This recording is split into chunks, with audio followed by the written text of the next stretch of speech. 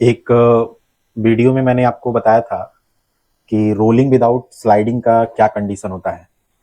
तो rolling without sliding एक important topic था और उसको मैंने डिस्कस करा था एक वीडियो में, और मैंने आपको बताया था कि रोलिंग विदाउट स्लाइडिंग का क्या कंडीशन होता है।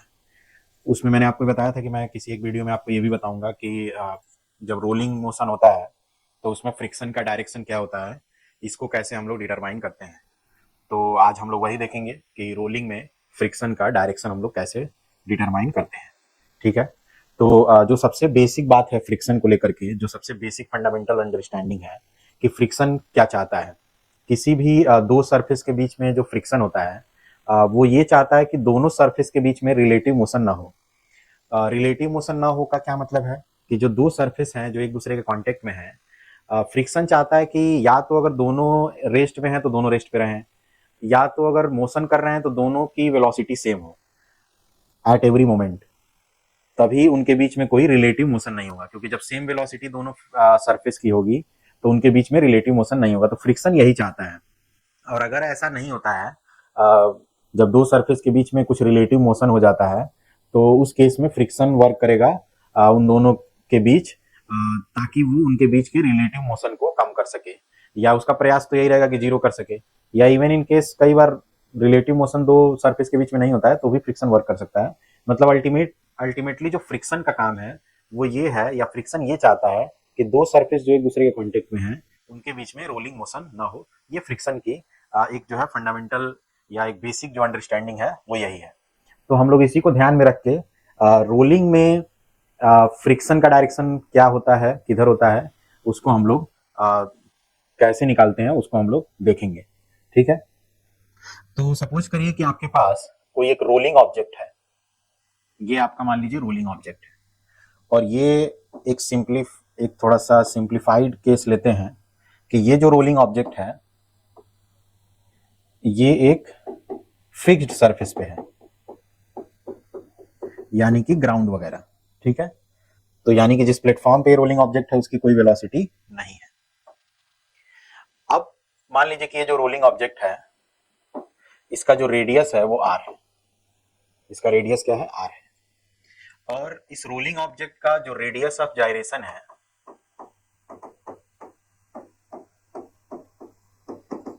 वो आपका के है। रेडियस ऑफ जायरेशन आप लोग जानते हैं क्या होता है। तो रेडियस ऑफ जायरेशन जो है वो तो एक्सिस पे डिपेंड करता है। तो यहाँ पे जो मैंने रेडियस ऑफ जायरेशन लिया है वो इसके सेंटर ऑफ मास से पास करने वाले एक्सिस के अबाउट हमने रेडियस ऑफ जायरेशन क्या लिया है? के।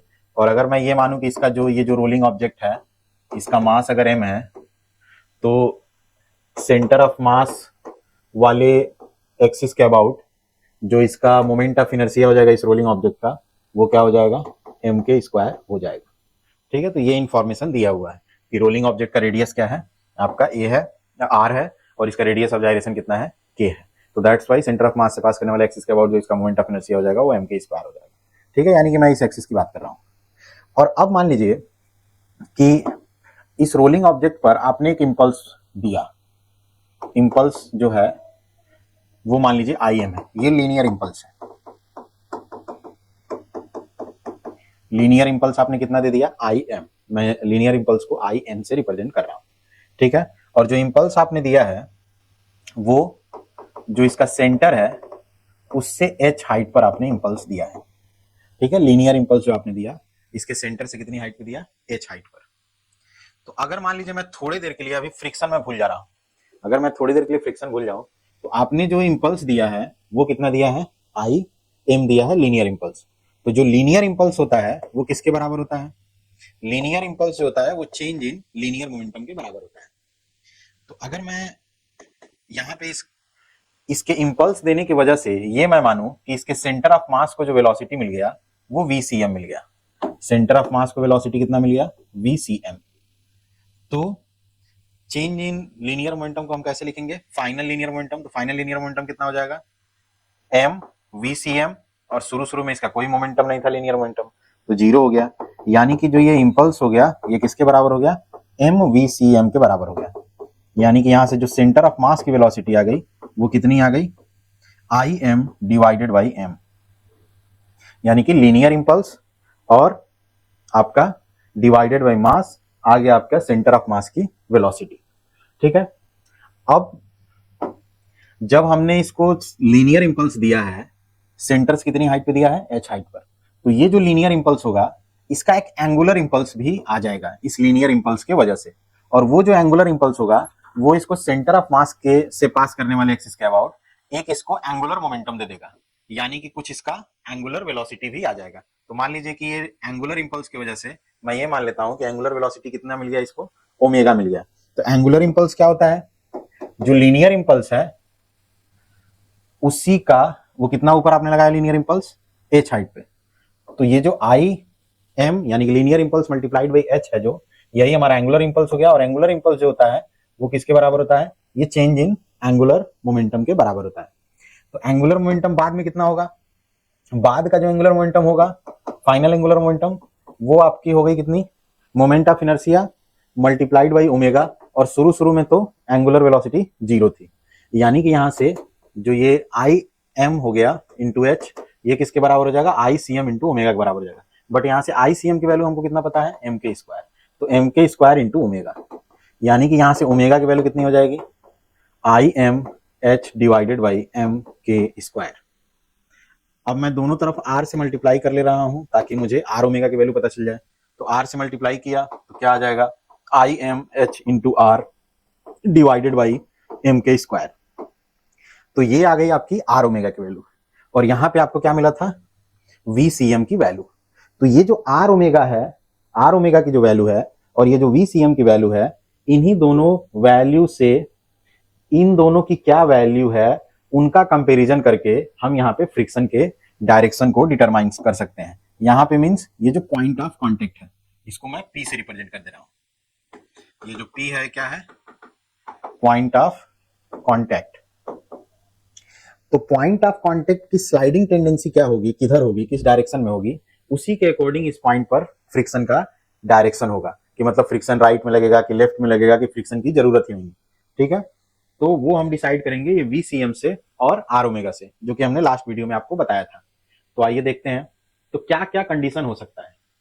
तो पहला कंडीशन क्या हो सकता है, केस वन क्या हो सकता है, केस वन ये हो सकता है कि भाई देखिए ये जो आपका पॉइंट ऑफ कांटेक्ट है, पॉइंट ऑफ कांटेक्ट ये जो रोटेट कर रहा है ओमेगा से, जो ओमेगा मिला है एंगुलर वेलोसिटी, उसके वजह से इसके वेलोसिटी में जो कंट्रीब्यूशन आएगा वो लेफ्ट की तरफ आएगा, जो कि किसके बराबर होगा, आर ओमेगा के। और जो सेंटर ऑफ मास आगे बढ़ रहा है तो उसका जो इसके वेलोसिटी में कंट्रीब्यूशन आएगा वो आगे की तरफ आएगा, और वो किसके बराबर होगा, वी सी एम आएगा। तो अब इस पॉइंट की जो वेलोसिटी है वो आगे है कि पीछे है कि जीरो है, उसी के अकॉर्डिंग यहाँ पे हमें फ्रिक्शन का डायरेक्शन डिसाइड होगा। तो अगर मान लीजिए कि ऐसा हुआ कि इस पॉइंट की वेलोसिटी जीरो हो गई, तो जीरो होने का मतलब क्या हुआ कि ये और ये दोनों क्या हो गए, बराबर हो गए, ताकि एक दूसरे को कैंसिल कर गए। तो इस पॉइंट की वेलोसिटी क्या हो गई, जीरो, और प्लेटफॉर्म की वेलोसिटी क्या है, जीरो, क्योंकि फिक्स सरफेस पे है। तो जब पॉइंट ऑफ कांटेक्ट की वेलोसिटी जीरो हो गई, यानी कि जिस पर ये रखा हुआ है उसकी वेलोसिटी ऑलरेडी जीरो है, और पॉइंट ऑफ कांटेक्ट की वेलोसिटी जीरो हो गई, यानी कि जो कांटेक्ट है वहां पे कोई रिलेटिव मोशन नहीं हो रहा है। तो जब कांटेक्ट पे रिलेटिव मोशन नहीं हो रहा है तो इसका मतलब फ्रिक्शन की जरूरत नहीं पड़ेगी। तो यही मेरा केस वन है। तो केस वन क्या है कि अगर मान लीजिए कि ये जो आर ओमेगा है ये क्या हो जाए, ये आपका वी सी एम के बराबर हो जाए, R omega B C M के बराबर हो जाए। तो R omega B C M के बराबर का मतलब क्या हुआ कि आर ओमेगा की वैल्यू हम लोग कितना निकाल के रखे हैं, I M H divided by M के स्क्वायर, ये किसके बराबर हो जाए, वीसीएम की। और वीसीएम की वैल्यू हम कितना निकाल के रखे हैं, I M divided by M. तो यहां से एम से एम क्या हो जाएगा, कैंसिल हो जाएगा। ठीक है, एम से एम यहाँ पे हम कैंसिल कर सकते हैं, आई एम से आई एम कैंसिल हो गया। तो हमको क्या मिल गया, H R divided by K square equal to 1, यानी कि एच आर इक्वल टू के स्क्वायर। तो अगर ऐसा सिचुएशन रहा तो हमारा जो पॉइंट ऑफ कांटेक्ट की वेलोसिटी है वो प्लेटफॉर्म की वेलोसिटी के बराबर हो जाएगी, यानी कि प्लेटफॉर्म की वेलोसिटी जीरो है, पॉइंट ऑफ कांटेक्ट की वेलोसिटी क्या हो जाएगी, जीरो हो जाएगी। तो ये तो नो स्लाइडिंग का ही सिचुएशन हो गया। ठीक है, और नो स्लाइडिंग का सिचुएशन हो गया तो इस केस में फ्रिक्शन लगेगा ही नहीं, क्योंकि फ्रिक्शन तो तब लगता है ना जब स्लाइडिंग होने के चांस होता, लेकिन यहाँ पे तो स्लाइडिंग हो ही नहीं रहा है। यहाँ पे नो स्लाइडिंग के लिए हमें पॉइंट ऑफ कांटेक्ट की वेलोसिटी जीरो चाहिए थी, और वो ऑलरेडी जीरो के बराबर है, तो इसीलिए यहाँ पे कोई फ्रिक्शन लगेगा ही नहीं। अब केस टू देख लेते हैं। अगर मान लीजिए कि आपका जो आर ओमेगा है ये VCM से क्या हो जाए, बड़ा हो जाए, आर ओमेगा क्या हो जाए, VCM से बड़ा हो जाए। तो आर ओमेगा VCM से बड़ा होने का क्या मतलब हुआ कि ये जो आपका IMHR डिवाइडेड बाई एम के स्क्वायर है, यही आपका क्या हो गया, VCM से बड़ा हो गया, यानी कि IM डिवाइडेड बाई एम से बड़ा हो गया। तो यहाँ पे भी क्या हो गया, ये M से M कैंसिल हो गया, IM से IM कैंसिल हो गया, और हमको क्या मिल गया, HR divided by K square is greater than 1, यानी कि HR divided by K square, HR is greater than K square. तो अब यहां पे देखो, R omega is greater than VCM, R omega is greater than VCM, यानी कि अब यहां पे जो ये आर ओमेगा है, ये VCM से क्या हो गया, बड़ा हो गया। तो जो नेट वेलोसिटी आ जाएगी, नेट वेलोसिटी किधर आ जाएगी, पीछे की तरफ। जो नेट वेलोसिटी आ जाएगी वो किधर आ जाएगी, पीछे की तरफ, यानी कि स्लाइडिंग टेंडेंसी किधर हो गई, पीछे की तरफ। तो दैट्स वाई इसमें फ्रिक्शन किधर लग जाएगा, फॉरवर्ड डायरेक्शन में। इसमें जो फ्रिक्शन लग जाएगा वो किस डायरेक्शन में लग जाएगा, आगे की तरफ। तो आगे की तरफ फ्रिक्शन लगने के लिए क्या कंडीशन होना चाहिए कि HR जो होना चाहिए वो ग्रेटर देन के स्क्वायर होना चाहिए। ये हो गया आपका केस नंबर 2। अब केस 3 देखते हैं। केस 3 क्या हो सकता है, इसी का उल्टा, केस 2 का, कि आपका जो आर ओमेगा है वो VCM से छोटा हो गया। तो अब सिमिलर कैलकुलेशन हम करेंगे, तो यहां से क्या मिल जाएगा कि HR जो आपका हो जाएगा वो लेस देन के स्क्वायर हो जाएगा, HR हो जाएगा less than K square. HR less than K square हुआ, तो इसका मतलब क्या हुआ कि आपका जो ये आर ओमेगा है ये कम हो गया, और जो ये VCM है वो हो गया ज्यादा। तो इसका मतलब नेट वेलोसिटी किधर आ जाएगी, अब आगे की तरफ आ जाएगी, नेट वेलोसिटी आगे की तरफ, यानी कि इस पॉइंट की स्लाइडिंग टेंडेंसी किधर हो गई, आगे की तरफ। तो दैट्स वाई फ्रिक्शन किधर लग जाएगा, पीछे की तरफ। ठीक है, तो इस केस में अगर ये सिचुएशन रहा, तो यहाँ पे जो फ्रिक्शन का डायरेक्शन हो जाएगा वो किधर की तरफ हो जाएगा, लेफ्ट की तरफ हो जाएगा फ्रिक्शन की डायरेक्शन। तो समरी ये है कि अगर पॉइंट P की जो वेलोसिटी है अगर वो 0 रहा, इंपल्स जो यहाँ पे हम लगा रहे हैं वो इंपल्स लगाते ही पॉइंट P की वेलोसिटी क्या हो गई, 0 हो गई, तो उस केस में हमारा फ्रिक्शन क्या होगा, लगेगा ही नहीं। और उसका कंडीशन क्या है कि HR की वैल्यू क्या होनी चाहिए, के स्क्वायर के बराबर होनी चाहिए। मतलब H ऐसा होना चाहिए कि H इंटू आर किसके बराबर होना चाहिए, के स्क्वायर के बराबर होना चाहिए। तब उस केस में हमारा कोई फ्रिक्शन नहीं लगेगा।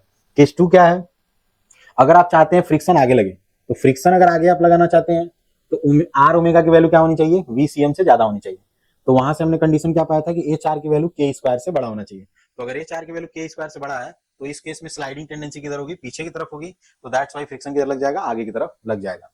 और केस 3 में हमने क्या देखा कि अगर आर ओमेगा कम हो गया VCM से, तो इसका मतलब ये हुआ कि जो ये HR है ये आपका के स्क्वायर से कम हो जाएगा, और जो स्लाइडिंग टेंडेंसी हो जाएगी, क्योंकि VCM ज्यादा है आर ओमेगा से, तो स्लाइडिंग टेंडेंसी किधर हो गई, आगे की तरफ हो गई, क्योंकि नेट वेलोसिटी आगे की तरफ आ रहा है। तो दैट्स वाई फ्रिक्शन किधर हो जाएगा, पीछे की तरफ हो जाएगा। तो ऐसे आप ये 3 केसेस अगर आपको याद हैं, तो किसी भी तरह का आपको रोलिंग ऑब्जेक्ट दिया हो, सॉलिड सिलेंडर दिया है, सिलेंडर दिया है, सॉलिड स्फीयर दिया है, हॉलो स्फीयर दिया है, तो उसके अकॉर्डिंग आपकी के की वैल्यू बदलती जाएगी। रेडियस ऑफ जाइरेशन की वैल्यू आप भी जानते हैं कि अलग अलग रोलिंग ऑब्जेक्ट के लिए अलग अलग होता है। तो अलग अलग रोलिंग ऑब्जेक्ट के लिए अलग अलग होता है। तो अलग अलग रोलिंग ऑब्जेक्ट के लिए 3 अलग अलग केसेस आप अपने आप खुद से आप बना सकते हैं, जो आप ट्राई कर सकते हैं। ठीक है, ये एक हमारा बहुत ही मोस्ट जनरल सिचुएशन है इस तरह के प्रॉब्लम के लिए। अब इसमें स्फेयर दिया हो तो क्या होगा, तो उसके लिए आप के की वैल्यू सॉलिड स्फेयर के लिए लिख सकते हैं, उसके अकॉर्डिंग आप ये सेम 3 कंडीशन निकाल सकते हैं। हॉलो स्फेयर है या सिलेंडर है तो उसके लिए के की वैल्यू कुछ और होगी, तो उसके अकॉर्डिंग आप ये 3 कंडीशन निकाल सकते हैं। तो मुझे उम्मीद है कि आपको ये समझ में आया होगा।